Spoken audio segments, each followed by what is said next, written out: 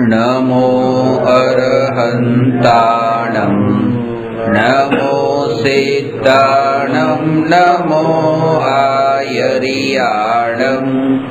नमो वज्रायाणं नमो लोये सवसाहूणम्।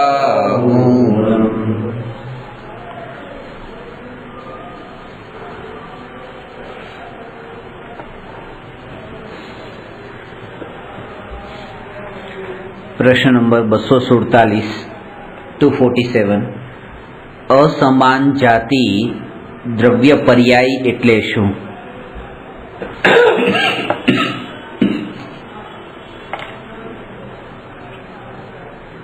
विश्वनी परिभाषामां ए बताव्युं के 6 द्रव्यना समूहने विश्व कहे छे। ए परिभाषा 2 प्रकारथी छे। एक तो ये छे के 6 द्रव्यना समूहने विश्व कहे छे अने बीजी परिभाषा ये छे के अनंत द्रव्यना समूहने विश्व कहे छे। ने बंने परिभाषा साची छे, कारण के विश्वमां जाति अपेक्षाए 6 द्रव्य रहे छे अने संख्या अपेक्षाए अनंत द्रव्य रहे छे। जाति अपेक्षाए जे 6 द्रव्य रहे छे ए 6 द्रव्यमां जे अलग अलग जातिना द्रव्य छे ए द्रव्यने असमान जाति द्रव्य कहेवाय। जेम के जीव, पुद्गल, धर्म, अधर्म, आकाश अने काल आ 6 द्रव्य छे।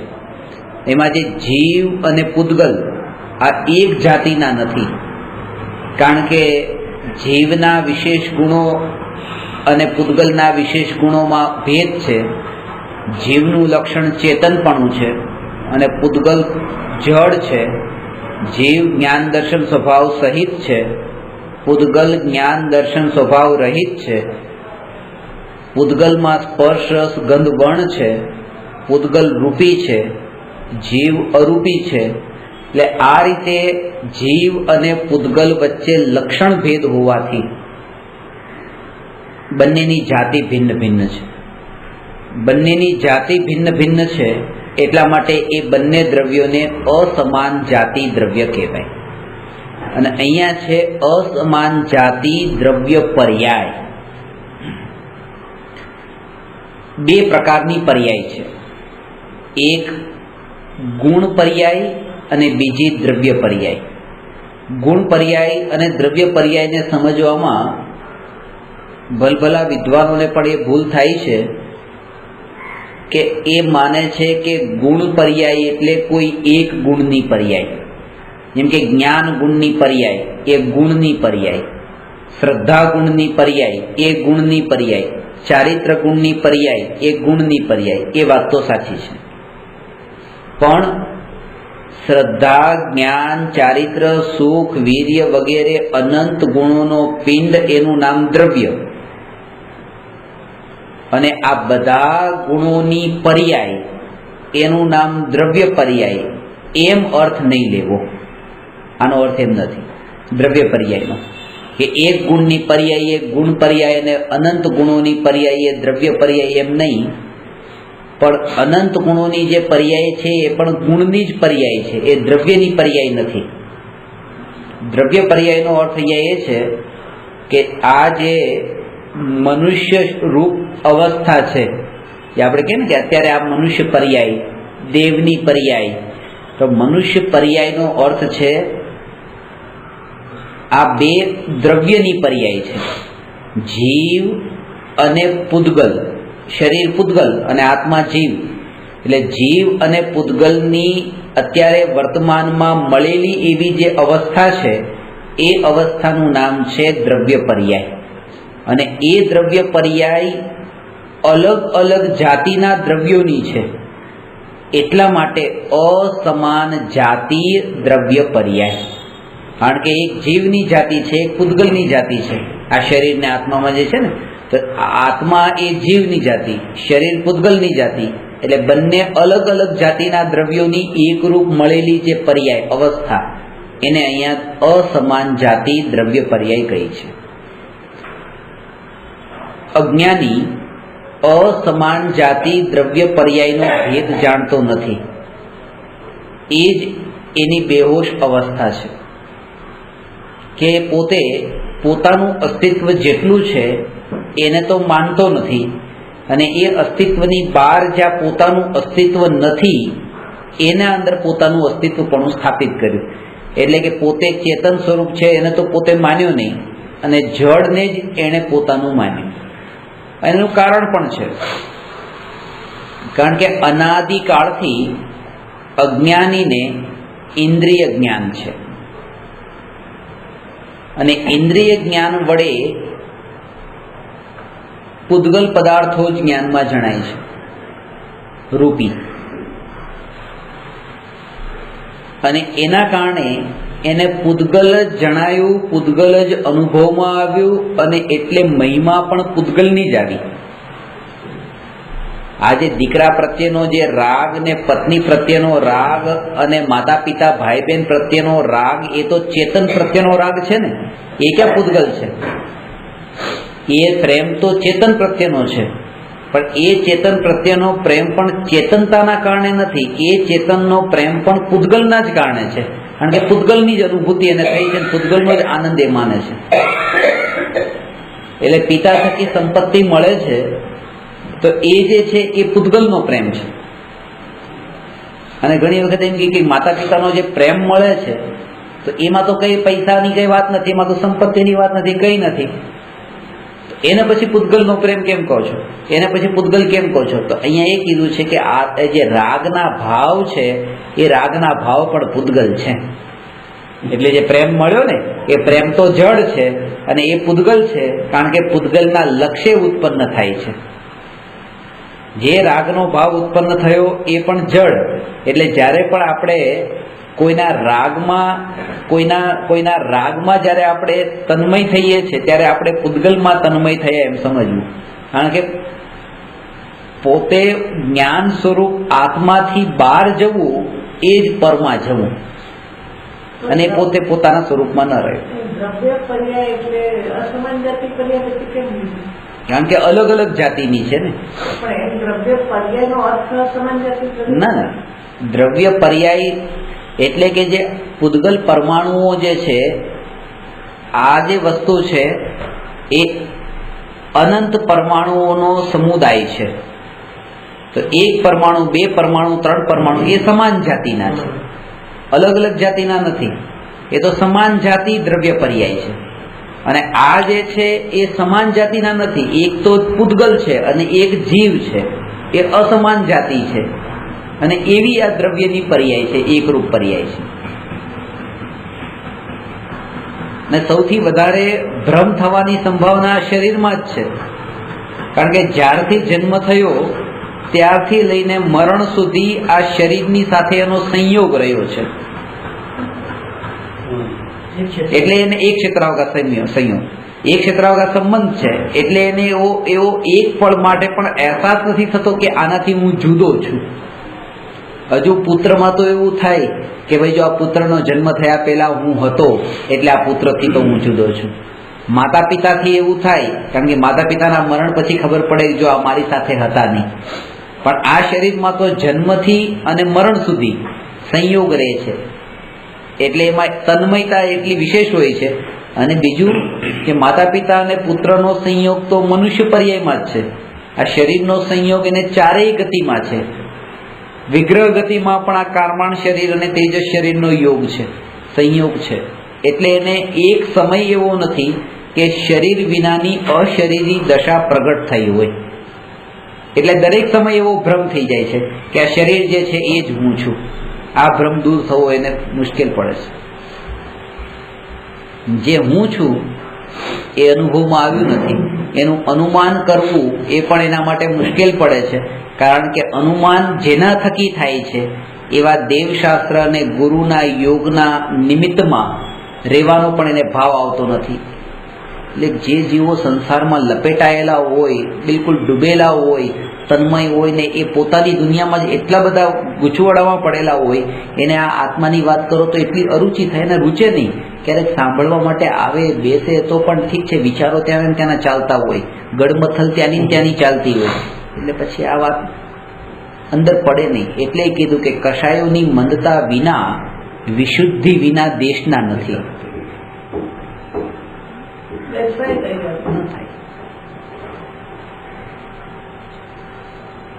અને છેલ્લે પછી શું થાય, આ ધર્મ પ્રત્યે જેને અરુચિ થાય, કેવા રૂપે કે આ ધર્મમાં પણ શાંતિ તો નથી જ. તે તમે જેને કહો છો આ પણ અમે વર્ષોથી સાંભળીએ છીએ, પણ શું પરિણામ આવ્યું? આટલા જીવો વર્ષોથી સાંભળે છે, શું પરિણામ આવ્યું?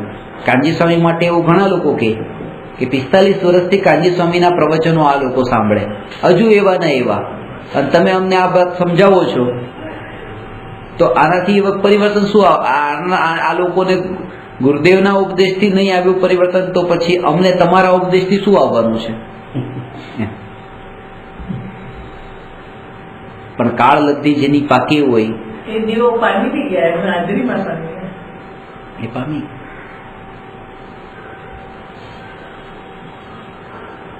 કાળ લબ્ધી પાકી ત્યારે સિંહની પર્યાયમાં પણ મહાવીર ભગવાન પામ્યા, અને કાળ લબ્ધી નહીં પાકતા મારીચીની પર્યાયમાં નતા પામ્યા. એમ શા માટે વિચાર કરો કે મારી કાળ લબ્ધી નથી પાકી?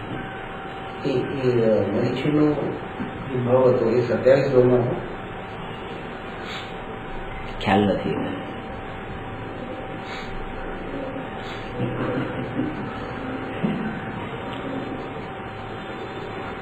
એમ કહેવાય છે કે એ પછી 27 ભવ થયા હતા.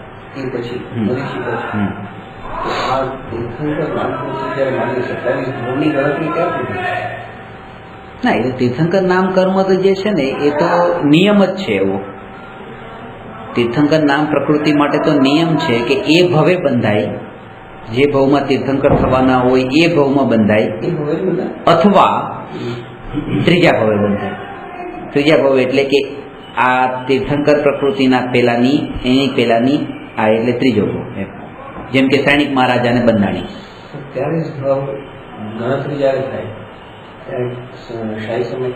ના ના એ વખતે તો કઈ નહીં.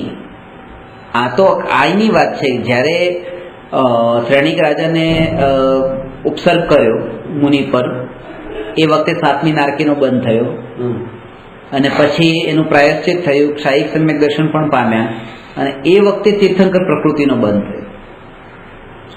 એ વખતે તીર્થંકર પ્રકૃતિનો બંધ થયો, પછી હવે નરકમાં છે, એટલે એક ભવ ત્યાં ગયા, અને પછી તીર્થ એટલે ત્રીજો ભવ થયો ને, એટલે મનુષ્યથી પછી નરકમાં ગયા, નરકમાંથી પછી મનુષ્ય થયું. હા, એ પેલાની વાત નથી, આ તો તીર્થંકર પ્રકૃતિનો બંધની વાત આપણે કરીએ છીએ કે બંધ બે રીતે થાય. એક તો એ ભવમાં થાય, અને એક 2 ભવ, એક ભવ છોડ્યા પહેલા એના આગલા ભવે થાય, ત્રીજા ભવે જેને કહેવાય. અને એમાં એના કારણે જ તે આવી રીતે જે એ ભવે પણ બંધ થાય છે. એટલા માટે શાસ્ત્રોમાં એમ આવે છે કર્ણાનુયોગમાં ગોમટસારમાં કે 3 કલ્યાણક વાળા તીર્થંકર પણ હોય અને 2 કલ્યાણક વાળા તીર્થંકર પણ હોય. જેમ પંચ કલ્યાણક કહીએ ને, ગર્ભ કલ્યાણક, જન્મ કલ્યાણક, તપ કલ્યાણક, જ્ઞાન કલ્યાણક અને મોક્ષ કલ્યાણક. તો કોઈ જીવને એ ભવે તીર્થંકર પ્રકૃતિનો બંધ થયો હોય, આવું આવે છે. એટલે સિદ્ધાંતમાં ગર્ભ કલ્યાણક, જન્મ કલ્યાણક, તપ કલ્યાણક એટલે દીક્ષા કલ્યાણક, અને જ્ઞાન કલ્યાણક એટલે કેવળ જ્ઞાન કલ્યાણક, અને મોક્ષ કલ્યાણક એટલે નિર્વાણ કલ્યાણક. જે ભગવાન હોય ને, એટલે ભગવાનનું કલ્યાણ તો થઈ ગયું છે. કલ્યાણ એમનું નથી કરવાનું, આ કલ્યાણક ઓછું ને આપણું કલ્યાણ કરવાનું છે, એટલે કલ્યાણક કહેવાય છે. કલ્યાણ કરોતિ ઇતિ કલ્યાણક. તો એમાં એ છે કે જેને ગર્ભને જન્મ થઈ ગયો, એટલે હવે તો તીર્થંકર પ્રકૃતિ ત્યારે બંધાણી પણ નથી, એટલે ઉદયમાં આવવાનો એ તો પ્રશ્ન નથી કે તીર્થંકરની પ્રકૃતિનો બંધ જેને હોય એને કલ્યાણક હોય. એટલે એ વખતે ગર્ભ કલ્યાણક ને જન્મ કલ્યાણક છે જ નહીં. જન્મ થયા પછી તીર્થંકર પ્રકૃતિ બંધાણી એ ભવે, એટલે 3 જ કલ્યાણક થયા: દીક્ષા કલ્યાણક, કેવળ જ્ઞાન કલ્યાણક અને મોક્ષ કલ્યાણક. ના, એ પણ નથી ખબર. હા, આવું આવે છે, આટલું તો છે કે સિદ્ધાંત આવું થાય છે. મને પર્ટિક્યુલર નામ નથી. સામાન્ય કલ્યાણકવાળાની વાત છે કે તીર્થંકર ભગવાનની વાત? તીર્થંકરને જ હોય ને. તીર્થંકર પ્રકૃતિ કોને હોય? તીર્થંકર અરે કલ્યાણક તીર્થંકર ને હોય. પછી જન્મ પછી પ્રકૃતિ બંધાય. હા, એની તો વાત છે. અને દીક્ષા કલ્યાણક દીક્ષા પણ થઈ ગઈ માનો, અને હજી તીર્થંકર પ્રકૃતિ નથી બંધાણી, અને પછી તીર્થંકર પ્રકૃતિ બંધાય તો બે જ કલ્યાણક હોય. એ બે કલ્યાણક વાળા તીર્થંકર કહેવાય. કેવલ જ્ઞાન કલ્યાણક ને મોક્ષ કલ્યાણક. એ તો કહું છું, નામ મને નથી ખબર, પણ આવું થાય શાસ્ત્રમાં કોઈ કાળે થયા હશે. મારા જ્ઞાનમાં નથી, પણ આટલી વાત તો મારા જ્ઞાનમાં છે પ્રમાણ સહિત, કે આવી રીતે 5 કલ્યાણક વાળા પણ તીર્થંકર હોય, 3 કલ્યાણક વાળા પણ હોય, 2 કલ્યાણક વાળા પણ હોય. કેવળ જ્ઞાન પછી તો બંધ થતો નથી, કારણ કે જે શુભ રાગથી તીર્થંકર પ્રકૃતિ બંધાય છે, કેવળ જ્ઞાન પછી તો રાગ જ નથી, પૂર્ણ વિતરાગ છે.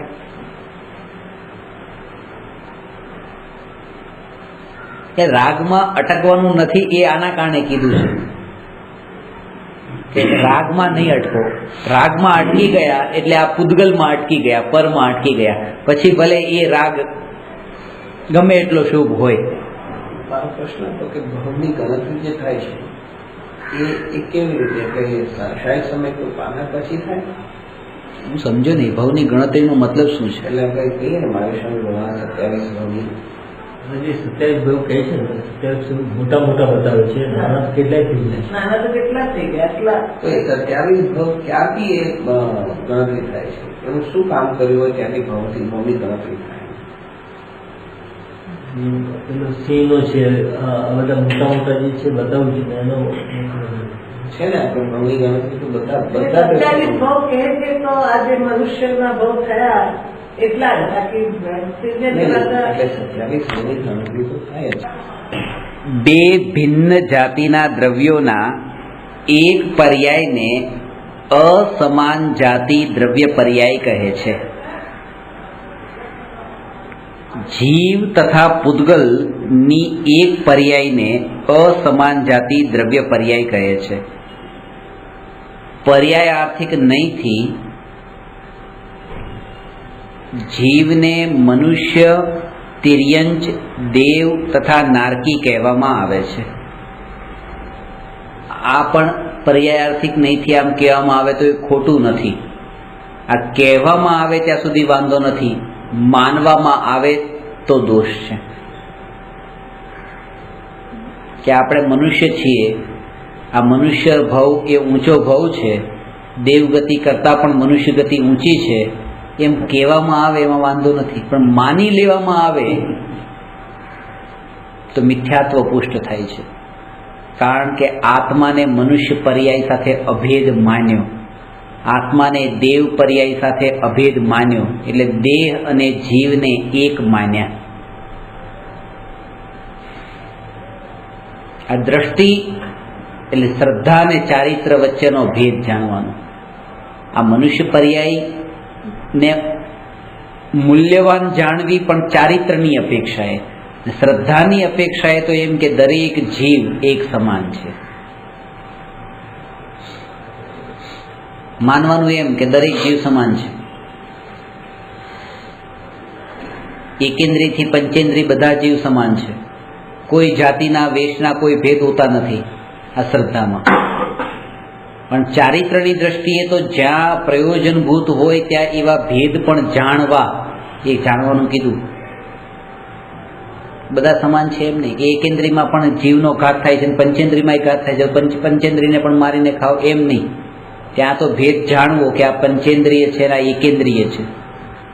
દરેક આત્મા સમાન છે, પણ એ શ્રદ્ધા માટે, માનવા માટે સમાન છે, ચારિત્ર માટે સમાન નહીં. પાણીનું કીધું ને કે ટાંકીમાંથી પાણી આવે છે, ટોયલેટમાં પણ જાય છે, ને વોશ બેસિનમાં પણ આવે છે, કિચનમાં પણ આવે છે. બધામાં આપણે એક સરખું નથી, ચારિત્રની દ્રષ્ટિએ એક સરખું નથી રાખતા. ટોયલેટનું પાણી એ ટાંકીનું છે, ને આપણે એક ટાંકીનું છે, વોશ બેસિન વાળું પણ. ત્યાં હાથ ધોયા પછી પાછા વોશ બેસિનમાં હાથ ધોશે. પાણી કંઈ નવું નવું ત્યાં જ ધોઈ લેવાતા ને નહીં, ચોખ્ખું પાણી. ચારિત્રમાં ભેદ હોય, પણ માનવાનું એમ જ કે જે એ પાણી છે H2O છે, આ પાણી H2O છે, બધું પાણી. શ્રદ્ધામાં તો સ્વભાવ બધાનો સમાન છે એમ. બધા જ જીવ સ્વભાવની દ્રષ્ટિએ એક સમાન છે એમ માનવું અને ચારિત્રની દ્રષ્ટિએ આ આચરણ માટેના ભેદ પણ જાણવા. એટલે પર્યાયાર્થિક નહીંથી આ અસમાન જાતિ દ્રવ્ય પર્યાયને પણ જો જાણી હોય, સ્વીકારી હોય તો આચરણમાં પણ એ ઉપયોગી બને.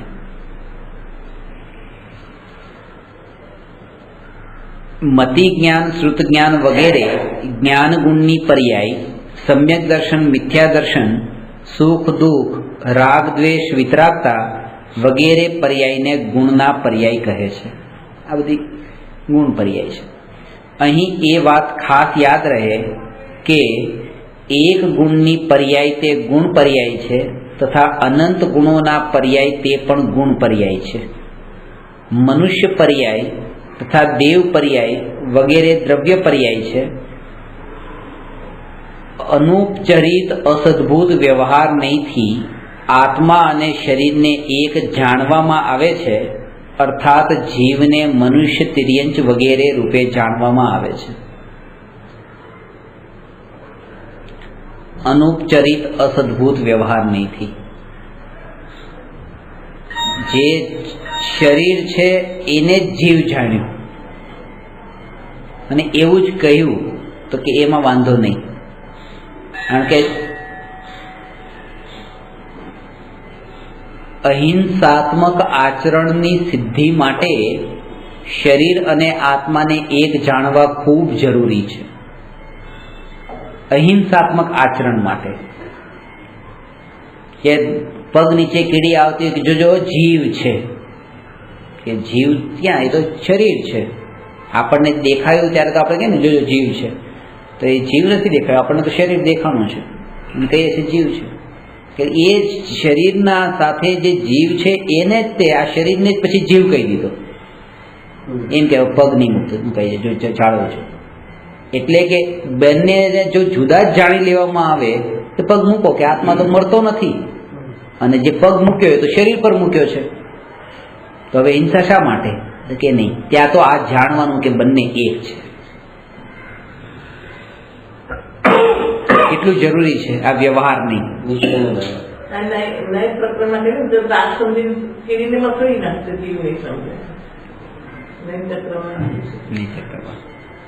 સમયસારની 45-46 ગાથાની ટીકામાં પણ આ વાત. હવે આગળ પ્રશ્ન નંબર 248. અવધિ દર્શનની જેમ મનઃ પર્યાય દર્શન કેમ હોતું નથી? 5 જ્ઞાન છે અને 4 દર્શન છે. મતિ જ્ઞાન, શ્રુત જ્ઞાન, અવધિ જ્ઞાન, મનઃ પર્યાય જ્ઞાન ને કેવળ જ્ઞાન, અને 4 પ્રકારના દર્શન: ચક્ષુ દર્શન, અચક્ષુ દર્શન, અવધિ દર્શન ને કેવળ દર્શન. આ નામ તો સાંભળ્યા હશે. એમાં મનઃ પર્યાય જ્ઞાન નું સ્વરૂપ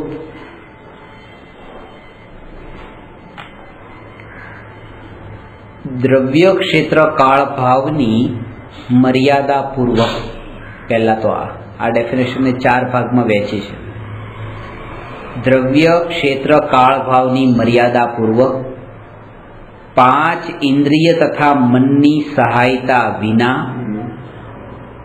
બીજાના મનમાં ઉત્પન્ન થતા રૂપી પદાર્થોના સ્પષ્ટ જ્ઞાનને મનઃ પર્યાય જ્ઞાન કહે છે.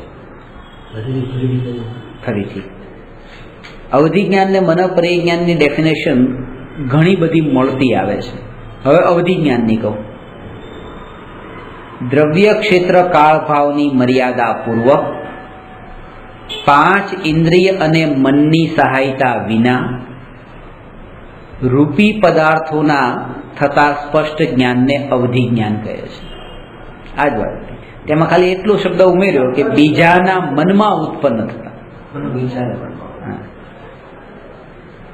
એટલે 4 ભાગમાં ડિવાઈડ કરી. એમાં પહેલો પાર્ટ દ્રવ્ય ક્ષેત્ર કાળ ભાવની મર્યાદા પૂર્વક, એટલે લિમિટેડ. મર્યાદા તો છે.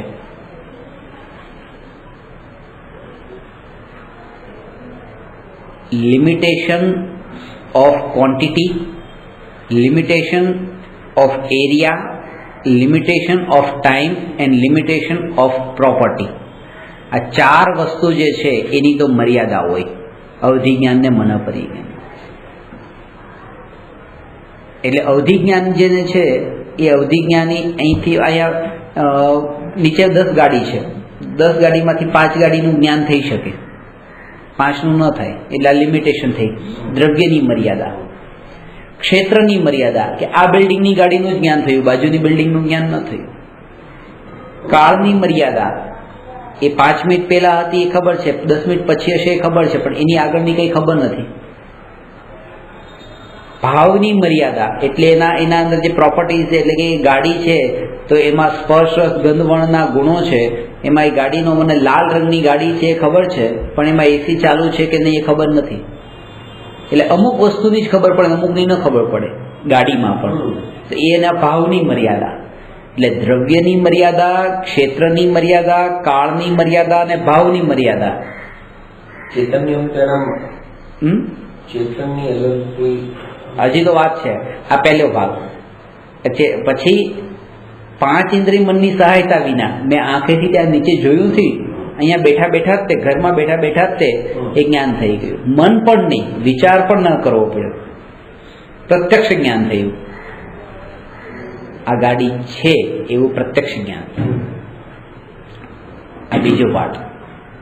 દ્રવ્ય ક્ષેત્ર કાળ ભાવની મર્યાદા પૂર્વક 5 ઇન્દ્રિયને મનની સહાયતા વિના થતા રૂપી પદાર્થોના, ઓનલી રૂપી એટલે અચેતન, ચેતનનું જ્ઞાન ન થાય. 5 જણાને આ નીચે ઉભા હોય ચેતન, તો એનું જ્ઞાન ન થાય, અવધિ જ્ઞાન થાય. પૂતગલનું જ જ્ઞાન થાય. રૂપી એટલે પૂતગલ. એટલે અવધિ જ્ઞાન માત્ર પૂતગલને જાણનારું છે. રૂપી પદાર્થો એટલે શરીરને પણ જાણે. શરીર થકી જ તે એ રીતે આગલા ભાવનું જાણે એમ. એનો જવાબ આવી ગયો. એના થકી પછી જાણે રે. અને સ્પષ્ટ જ્ઞાન છે, કારણ કે ઇન્દ્રિય અને મનની જ્યાં સહાયતા હોય ત્યાં અસ્પષ્ટ હોય, જ્યાં સહાયતા ન હોય ત્યાં સ્પષ્ટ હોય, મદદ નિમિત્ત વિના. મન પરિજ્ઞાનમાં શું છે કે એમાં ગાડી તો દેખાય છે, પણ ગાડી તમારા વિચારોમાં છે ને. મને ગાડી દેખાઈ ગઈ કે તમે ગાડીનો વિચાર કરો છો, સમજાણી? એટલે કે ત્યાં અંદર કબાટમાં ચાવી પડી છે ગાડીની, એ મને અહીંયા બેઠા બેઠા અત્યારે જ્ઞાનમાં જણાઈ ગઈ. એક ચાવી જણાઈ ગઈ એ અવધિ જ્ઞાન છે. અને લિફ્ટમાં ડ્રાઈવર ઉપર આવે છે અને એ ચાવીનો વિચાર કરે છે, અને એના વિચારમાં જે ચાવી છે એ ચાવી મને જણાઈ જાય, એનું નામ મનોપર્યય જ્ઞાન. પેલી વસ્તુનું જ્ઞાન છે, આ વિચારમાં રહેલી વસ્તુનું જ્ઞાન છે. પણ એ પૂતગલ છે એટલે જ જણાય છે. હા, પૂતગલ. હા, પછી એ પછી પોતાના આત્માનો વિચાર કરતો હોય કે બીજાના આત્માનો વિચાર કરતો હોય. કેમ નથી જણાતું? મનપરિવર્તન જ્ઞાન છે તો પોતાના આત્માને કેમ જાણતો? રૂપી એટલે જ રૂપી છે. એટલે રૂપી. કોણ નથી જાણતો? આ મનોપર્યય જ્ઞાન તો પાછું એને જ થાય છે જે આત્માને જાણીને બેઠા હોય. પણ એ પછી એને પ્રત્યક્ષ દેખાય પોતાના આત્મા? એને પણ એ મનોપર્યય જ્ઞાનથી ન દેખાય ને, એ તો પાછું મતિશ્રુત જ્ઞાનથી દેખાય.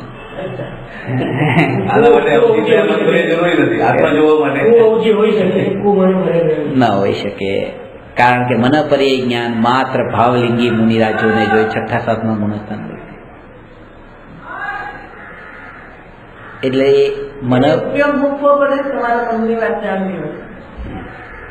મનોપર્યય જ્ઞાન જે છે એ એને જ થાય જેને 3 કષાય ચોકડીનો અભાવ થયો હોય, અને કેવળ જ્ઞાન એને જ થાય જેને 4 કષાય ચોકડીનો અભાવ થયો.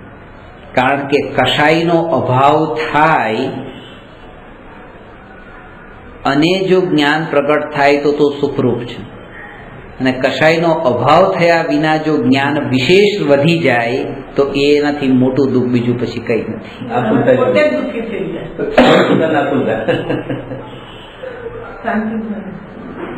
મનની વાત ખબર પડી જાય, બીજાના મનની તો અશાંતિ અંદરમાં બેચેની.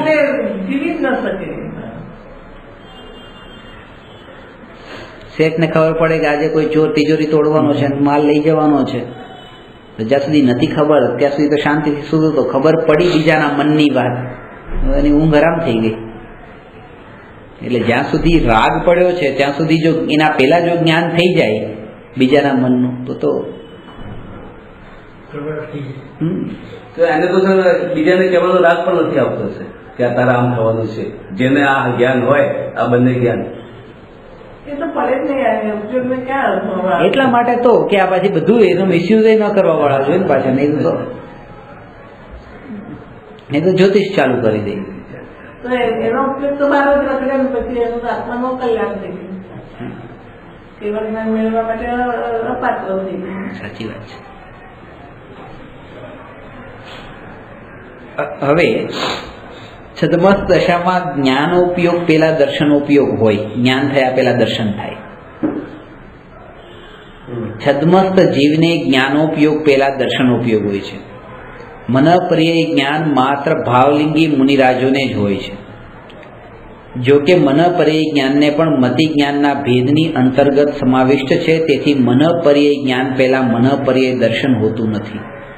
એ જે મનઃપર્યય જ્ઞાન થાય ને એની પહેલા જે મતિ જ્ઞાનના જે ભેદ છે એની અંદર જ એને લેવામાં આવ્યું છે, અને એના પહેલા તો દર્શન થાય છે. એટલે અવધિ દર્શન કીધું પણ મનઃપર્યય દર્શન ન કીધું. કેમ નથી? કારણ કે એની પહેલા જે દર્શન થયું છે ને એટલે એ મતિ જ્ઞાન થયા, મતિ જ્ઞાન એની પહેલાનું જે છે એના જે 336 ભેદ છે એની અંદર જ તેનો આ ભેદ ગર્ભિત કર્યો છે. મતિ જ્ઞાનના ભેદમાં મતિ જ્ઞાન પહેલા તો ચક્ષુદર્શન અચક્ષુદર્શન થાય છે ને, એટલે પછી અલગથી મનઃપર્યય દર્શન કહેવાની જરૂર નથી. જેમ જેમ રાગ દ્વેષનો અભાવ થાય છે તેમ તેમ જ્ઞાનમાં પણ વિકાસ થાય છે. એક કષાય ચોકડીનો અભાવ થાય, અનંતાનુબંધી કષાય ચોકડીનો અભાવ થાય તો જ મતિ જ્ઞાન, શ્રુત જ્ઞાન ને અવધિ જ્ઞાન પ્રગટે. એના પહેલા તો કુમતિ, કુશ્રુત ને કુઅવધિ હોય ને, મિથ્યા દ્રષ્ટિને તો અનંતાનુબંધી એકનો છે. આ દર્શન ચક્ષુ દર્શનનો અર્થ કેવી રીતે લેવાનો? ચક્ષુ ઇન્દ્રિયથી જે જ્ઞાન થયું એ જ્ઞાન પહેલા જે દર્શન થયું સામાન્ય પ્રતિભાસ એ ચક્ષુ દર્શન. ચક્ષુ સિવાયની બાકીની 4 ઇન્દ્રિય અને મનના નિમિત્તથી જે જ્ઞાન થયું એના પહેલા જે પ્રતિભાસ થયો સામાન્ય એ અચક્ષુ દર્શન. એનું નામ તો પાછું મતિ જ્ઞાન છે. ચક્ષુ ઇન્દ્રિય સિવાયની બાકીની 4 ઇન્દ્રિય અને મનથી જે જ્ઞાન થાય એનું નામ તો મતિ જ્ઞાન. પણ એની પહેલા જે આગલા સમયે જે સામાન્ય પ્રતિભાસ થયો એ અચક્ષુ દર્શન છે. એવી રીતે ચક્ષુ ઇન્દ્રિયના નિમિત્તથી જે જ્ઞાન થયું એ તો જ્ઞાન જ છે ને, એ દર્શન થોડું છે. એવી રીતે બાકીની 4 ઇન્દ્રિયને મનના નિમિત્તથી જે જ્ઞાન થયું એ પણ જ્ઞાન જ છે, દર્શન નથી. એ તો એ બંને પ્રકારના જ્ઞાન પહેલા બંને પ્રકારના જે દર્શન થાય છે, સામાન્ય પ્રતિભાસ થાય છે, એનું નામ ક્રમશઃ ચક્ષુ દર્શન અને અચક્ષુ દર્શન. ચક્ષુ સિવાયનું બધું એ અચક્ષુ. તો 5 ઇન્દ્રિય છે એમાં એક ચક્ષુ છે, તો બાકીની જે 4 છે ને એને એક શબ્દમાં કેવું હોય ને તો એને અચક્ષુ કહેવાય. જેમ આપણે કહીએ છીએ ને કે પૂદગલ, ધર્મ, અધર્મ, આકાશ ને કાળ આ 5 દ્રવ્ય છે, પણ આને એક શબ્દમાં કેવું શું કહેવાય? અજીવ. કે 5 જીવ સિવાયના છે એમ, જીવ સિવાયના. હા,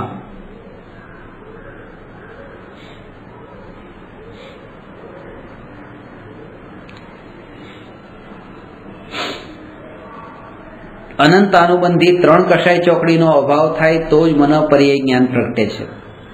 સમસ્ત કષાય ભાવોનો અભાવ તો જ થાય તો જ કેવળ જ્ઞાન પ્રગટે. એટલે મુનિ દશામાં આટલી દ્રષ્ટિ તો આવી ગઈ છે.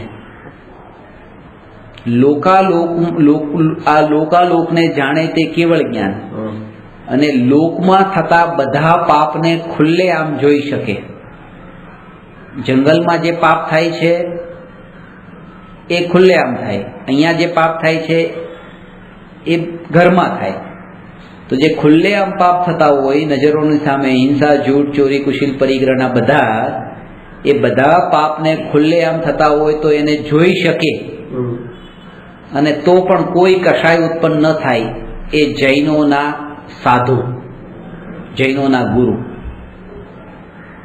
અને લોકમાં જે ખુલ્લેઆમ બધા પાપ જેને કેવળ જ્ઞાનમાં દેખાય તોય કોઈના માટે કોઈ ભાવ ન થાય, એ જૈનોના ભગવાન.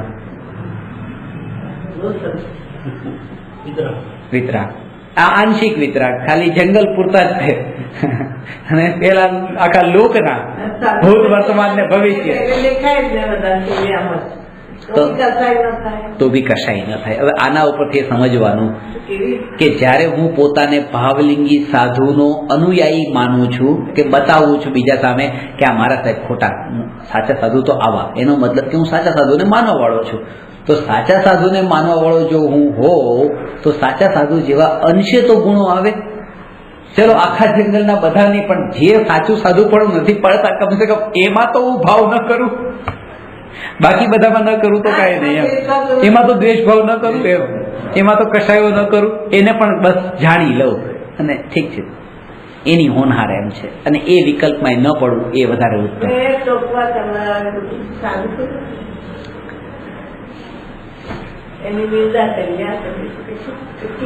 પાછું એમ નહીં કે નિંદા કરવાનો મને ભય છે, આટલા 5 મહાવ્રતને પાળવા વાળાની મેં નિંદા કરી, એમ નહીં.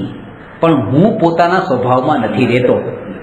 પછી પાછું એમ થયું, પછી થોડી મહત્તા આવી ગઈ, મહિમા આવી ગઈ, પછી સ્વભાવની મહિમા જતી રહી. સ્વભાવની મહિમાનો અર્થ એ કે વિચારમાં નથી પડવું. હા, નહીં તો પછી ઊંડે ઊંડે ભય બેસેલો હોય પાછો કે નાના ક્યાંક કરમ બંધાઈ જશે, પાપના બંધાઈ જશે તો પાછા અધોગતિ થઈ જશે. આને નિંદા તો કહેવાય નહીં ને. નિંદા જે નથી, વસ્તુ જે પદમાં નથી એને જેવો છે એવું બતાવી તેને નિંદા કેવી રીતે? એને નિંદા ન કહેવાય. પણ એક વસ્તુ એ છે કે જેણે પોતાનું પ્રયોજનભૂત કાર્ય સિદ્ધ કરી લીધું હોય, આ કહેવાનો અધિકાર કોને? આ તો તમે સાંભળવા સમજવા આવો છો એટલે હું તમારી સામે બતાવું છું. બાકી મારે તમારી સામે આ બોલવાનું કોઈ પ્રયોજન નથી. કારણ કે એ વખતે હું શા માટે બધામાં પડું એમ. આ તો વસ્તુ સ્વરૂપ સમજાવવા માટે પૂરતું આટલું ઇનફ છે. પણ પછી આખો દિવસ એને જ વાગોળ રહે કે આ તો આવા જ છે, આ તો આવા જ છે, આજો જાય પેલા, આજો જાય, આંગળી ચીંધે વારંવાર. પછી આ તો ઠીક છે. મેં તમે આતંકવાદી કીધું હતું, પ્રયોજનભૂત વસ્તુ જે છે દરેકમાં લાગે છે પ્રયોજન. નહીં તો છે ને આવું થાય છે ને આ કાળમાં. અત્યારે જે થઈ રહ્યું છે ને કે ગુરુદેવના પ્રવચનો સાંભળીને ગુરુદેવે ગુરુનું સ્વરૂપ બતાવ્યું, અને ક્યારેય પણ ગુરુદેવે એમ નથી કીધું કે આ જો આટલા ખોટા, આ ખોટા, આ ખોટા, એમ ક્યાંય નથી કીધું. આ મારા સાહેબો આમ કરે, આમ કરે, એમ નહીં. ભાવલિંગી સાધુ આવા હોય, સાચી આ સ્વરૂપ આવું છે. અંતર્મુહૂર્તે પોતાના સ્વરૂપમાં લીન થાય ને આનંદના ઘૂંટડા પીવે, આ સાચા સાધુ કહેવાય. આ સાચું સાધુપણું કહેવાય. કૃપાળુદેવ પણ આત્મજ્ઞાન ત્યાં મુનિ પણ પહેલા તો ત્યાંથી શરૂઆત કરી. હા, પહેલું લક્ષણ બતાવી દઉં કે ગુરુ આનું સ્વરૂપ છે. આત્મજ્ઞાન તો પહેલા જોયું.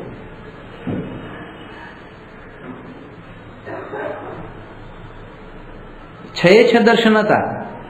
આ 6 પદમાં 6 દર્શન છે. આત્મા છે તે નિત્ય છે, કર્મનો કર્તા છે, કર્મનો ભોગતા છે, મોક્ષ છે, મોક્ષનો ઉપાય છે.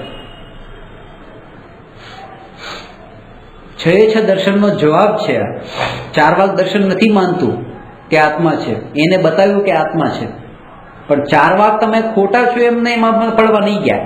આત્મા છે લખી દે કે પતિ. બૌદ્ધ દર્શન કહે છે કે નિત્ય નથી હોતું, એના માટે એના ઝંઝટમાં ના ગયા કે નિત્ય છે આત્મા. તો 6 દર્શનનું સ્વરૂપ મીમાંસક, વૈશેષિક, યોગ.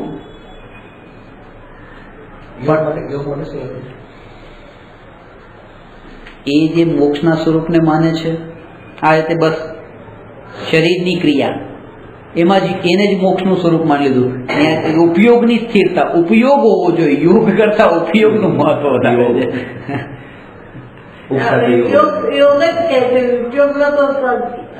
આયા જ છે ઉપયોગની વાત. તો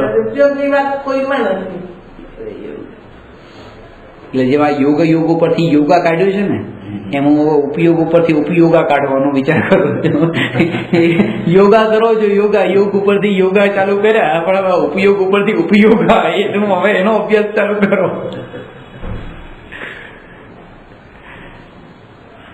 પણ એ કે ટાઈમ બહુ ઓછો છે અને ઓછા ટાઈમમાં બીજાનું કહેવાનો પણ હવે એટલો સમય નથી. ટીવીમાં જે જાહેરાત આવે ને આ નિરમા કંપનીની, એમાં બસ એક જ વાત, નિરમા નિરમા નિરમા, વોશિંગ પાવડર નિરમા, નિરમા નિરમા નિરમા, નિરમા નિરમા નિરમા. એ 30 સેકન્ડમાં નિરમા સિવાય બીજું બોલે જ નહીં. એ કોઈ દિવસ એમ ન કે રીલ ખરાબ છે, વ્હીલ ખરાબ છે, આ કારણ કે આ બધું કહે તો એ નિરમા સારો એ ક્યારે કહે? એ તો એકલી નિરમા નિરમા. ઓલાના દિમાગમાં એવું ઠસેડી દે નિરમા કહીને કે પછી પેલો બધું ભૂલી જાય ઓટોમેટિક. કારણ કે એને એ 30 સેકન્ડના લાખો રૂપિયા આપ્યા હોય, એમાં બીજા ખરાબ છે, આ ખરાબ છે, આ ખરાબ છે એવું કહે તો અમારો સાબુ સારો છે એવું ક્યારે કહે? ટાઈમ બહુ ઓછો છે અને ઓછા ટાઈમમાં બીજાનું કહેવાનો ટાઈમ જ નથી. એટલે બસ આત્માના જ ગુણગાન. ઉલટું ત્યાં બતાવે રીન ખરાબ છે તો કોઈને રીન ની ખબર ન હોય કે લાવ રીન જોઈએ એક વાર, ઉલટી રીન ની એડવર્ટાઇઝ થઈ જાય. પૈસા નિર્માણ એડવર્ટાઇઝ થાય, પછી એડવર્ટાઇઝ થઈ કે રીન ની.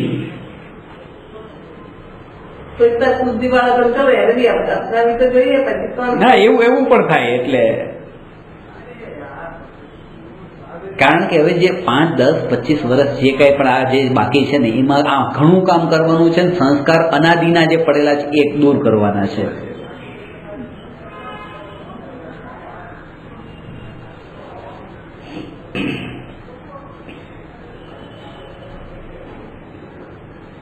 હવે જે મનોપર્ય જ્ઞાનની અને અધિજ્ઞાનની પરિભાષા છે જે આપણે પહેલા બતાવી. હવે આગળ 249મો પ્રશ્ન છે.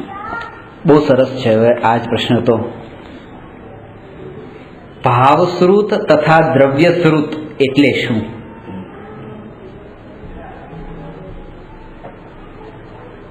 શ્રુત, ભાવશ્રુત. શ્રુત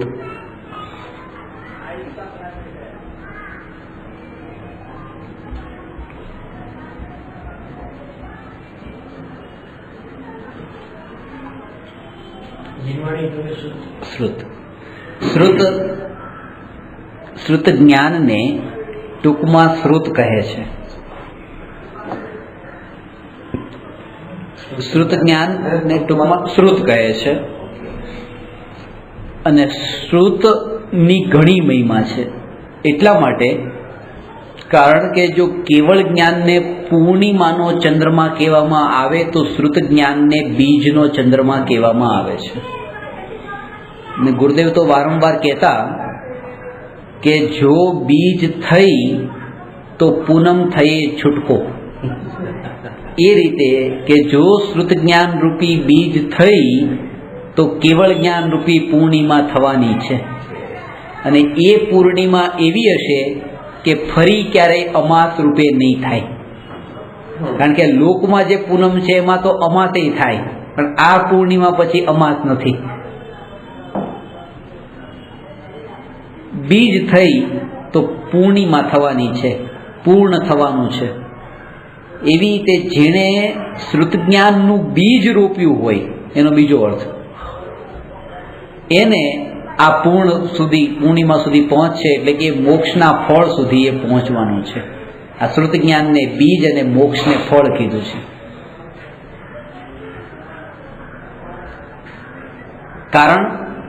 કારણ કે કેવળી ભગવાન આત્માનો અનુભવ કેવળ જ્ઞાનની પર્યાયમાં કરે છે અને છદ્મસ્ત દશામાં આત્માનો અનુભવ આ શ્રુત જ્ઞાનની પર્યાયમાં થાય છે.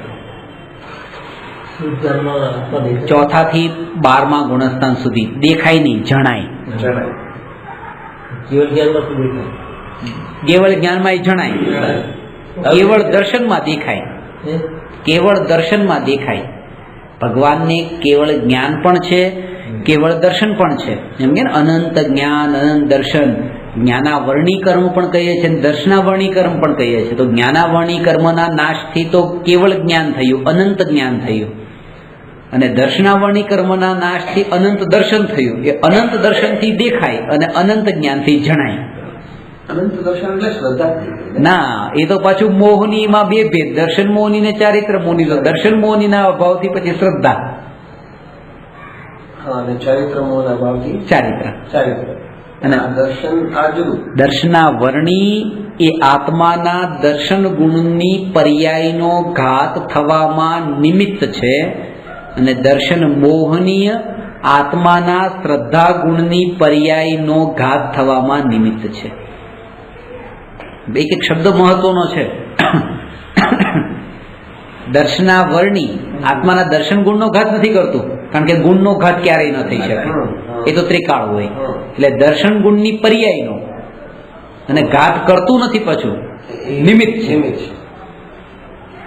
એટલે દર્શનાવરણી કર્મ આત્માના દર્શન ગુણની પર્યાયનો ઘાત કરવામાં નિમિત્ત, અને દર્શન મોહનીય કર્મ આત્માના શ્રદ્ધા ગુણની પર્યાયનો ઘાત કરવામાં નિમિત્ત.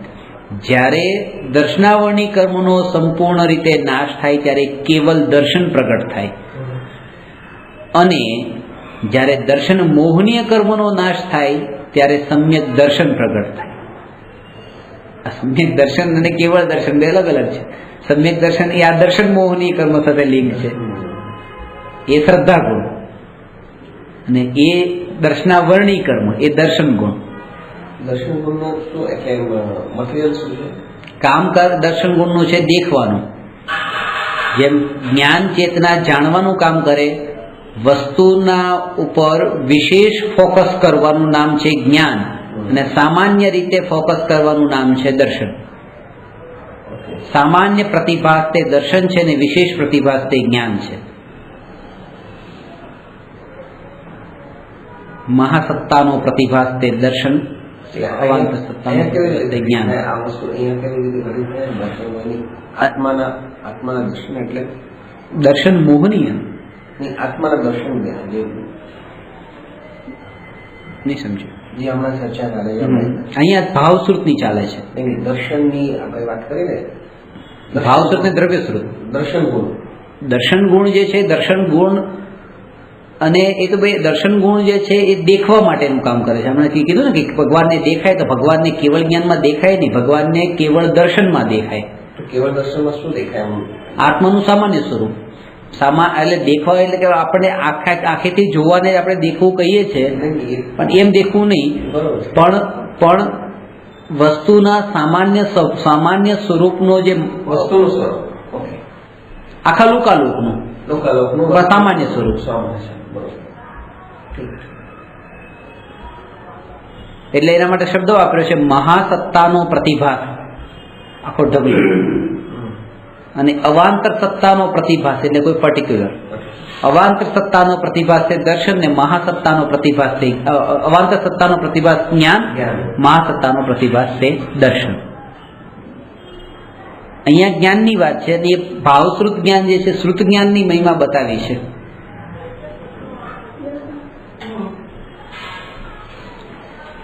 એટલા માટે જ કેવળી ભગવાનને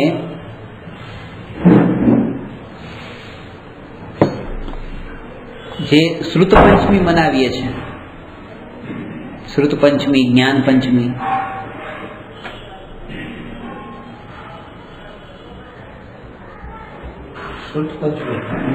તમને નથી ખબર? કોઈને ખબર? શ્રુત પંચમી, જ્ઞાન પંચમ, જ્ઞાન પાંચમ, શ્રુત પાંચમ, જ્ઞાન પાંચમ. આપણે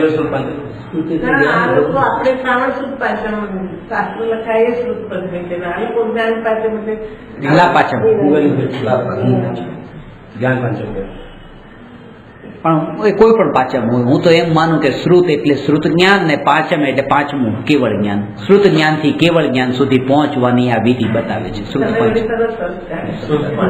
શ્રુત પાંચમ કેવળ જ્ઞાન, સીધી વાત છે. પછી એક શ્રાવણ વાળી પાંચમ હોય કે આ પાંચમ હોય, પાંચમ તો છે પ્રયોજન કાઢી લીધું. પણ બહુ સરસ સંસ્કારો, એટલે કોઈને ખટપટ જ ન થાય. ખટપટ કરવી ક્યાં, તો ખટપટ માંથી પડેલા છે, બહાર નીકળવું છે. અને કોઈ કે અમે સાચા કે આમ ના હોય તો ઠીક છે ભાઈ, ના હોય તો કાંઈ નહીં. આપણે બસ, અને આ જેને આવડી જાય ને ખરેખર, એના પછી કશાય ન થાય. તમે ખોટા છો તો એ કેના કે તમે તમારો ઘરનો અર્થ કાઢ્યો, આ મારા ઘરનો અર્થ કાઢ્યો, હવે શું, મને નથી આવડતું. હાથ જ જોડવાના, જેને હાથ જોડતા આવડશે ને બહુ વિવાદમાં નહીં પડવાનું થાય. કારણ કે આની સામે જીતીને શું લાભ છે? અજ્ઞાનીઓની સામે તમે વાત કરીને તમે જીતો કે મોટા થઈ ગયા? અરે જીતી પણ જાય તો મોટા શું થઈ ગયા? કેવળ જ્ઞાનીમાં તો નીચે થયા, કેવળ જ્ઞાનની પર્યાયમાં. તો દરેક સમયની એ જાગૃતિ રહેવી જોઈએ. જાગૃતિનું નામ છે. અત્યારે જો એટલે શ્રુત જ્ઞાનને અહીંયા બે ભેદમાં બતાવ્યું છે. એક ભાવશ્રુત અને બીજું દ્રવ્યશ્રુત. ભાવશ્રુતનો અર્થ છે આત્માનું જે જ્ઞાન છે એ જ્ઞાનનું નામ ભાવશ્રુત, અને એ જ્ઞાન જ્યારે વચન વડે બોલાયું અથવા તો હાથ વડે લખાયું, એ લખાયેલાનું નામ છે દ્રવ્યશ્રુત.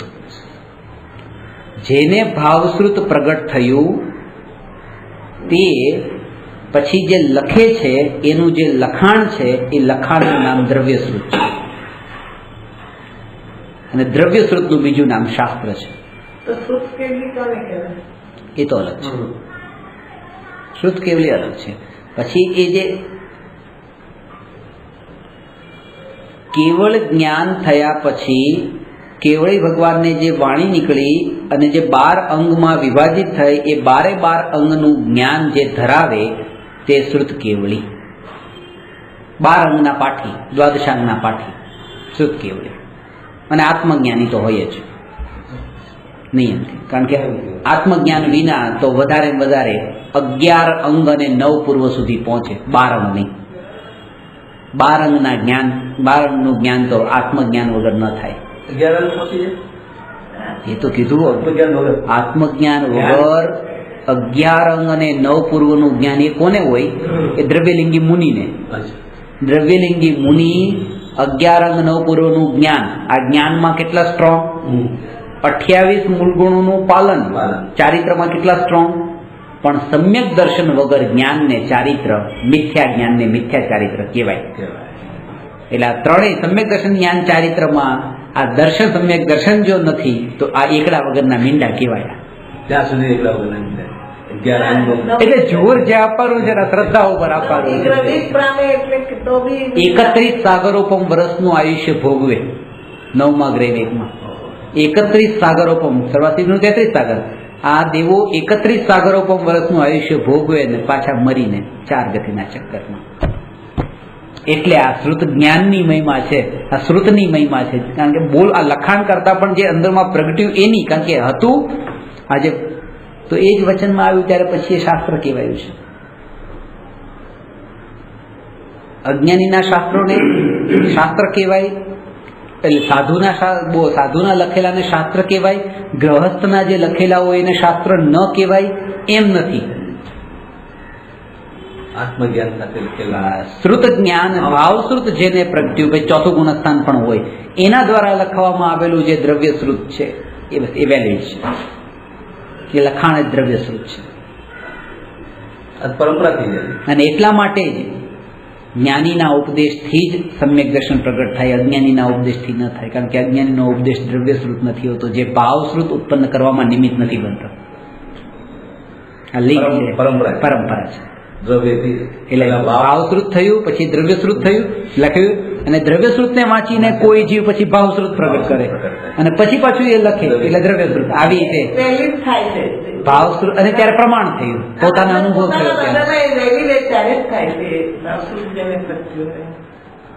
એટલે આના ઉપર વિસ્તારથી લેવાનું છે, એ આવતીકાલે લઈશ.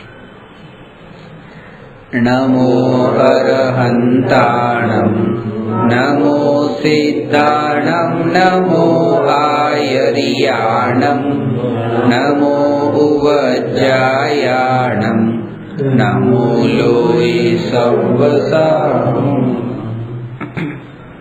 આપણે આજે ક્યાં જવાનું છે?